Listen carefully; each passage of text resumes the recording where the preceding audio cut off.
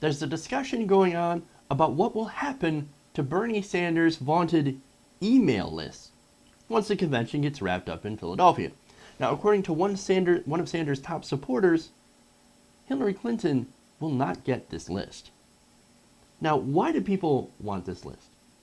And what is it? Well, the list I refer to is a list of people from which he's used to raise more than $100 million from grassroots Democrats and independents from all over the country. That list. Yeah, the list of donors. And it's no surprise that Hillary Clinton's been eyeing this list since Sanders outraised her several months in a row during the primary. It's also one of the reasons the media and the DNC, in my opinion, want Sanders to drop out, and have wanted Sanders to drop out for a while now. Just drop out, unite behind Hillary, and give her the list. Give her the list. Now, they don't come out and say that, but really, if Hillary Clinton was winning, and she did end up winning, right, by a pretty decent margin, that includes superdelegates, by the way, well, she was inevitable like she seemed to be and like she ended up being, well, then why rush? Why not let it play out? But no, drop out, drop out, drop out. I want your list. It's got to be the list. Remember, he outraised Hillary Clinton several times during this primary. That's some potent fundraising. She wants that list. Anyway, yesterday, the head of the main labor group supporting Sanders pledged that Bernie Sanders will not provide access to that list. Oh, you want that list? Yeah, I don't think so. Fuck off. I love it. Bernie Sanders, this is according to RoseAnn DeMoro, who is the head of the nurses, she's the executive director of National Nurses United. She told BuzzFeed News that, quote, Bernie has run a populist campaign and the campaign is not over. I sort of disagree. Campaign is over, but nonetheless, we're going to Philly. We'll see you in Philly. Anyway, the campaign is in its nascent stages. Really, he's sitting on the greatest populist list on the history of this country, and he wants to use it for populist reasons.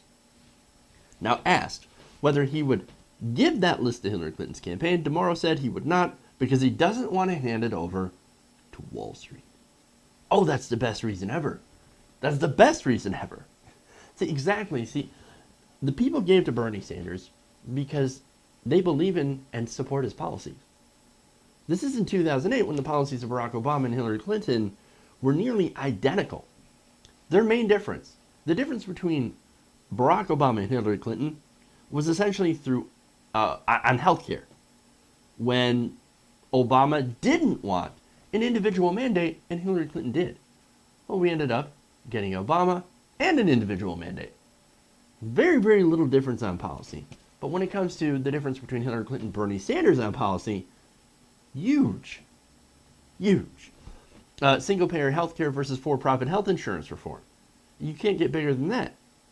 Or how about kind of regulating the banks maybe a little bit versus breaking them up and separating investment banking from commercial banking with the new 21st century Glass-Steagall. Big difference. Big difference. Major differences here. And Sanders supporters didn't sign up to support those other policies or incremental change. What they signed up for is bold progressive action. So if Hillary wants Sanders donors to come to her, she's going to have to reach out with bold progressive ideas. And right now, she's not doing that.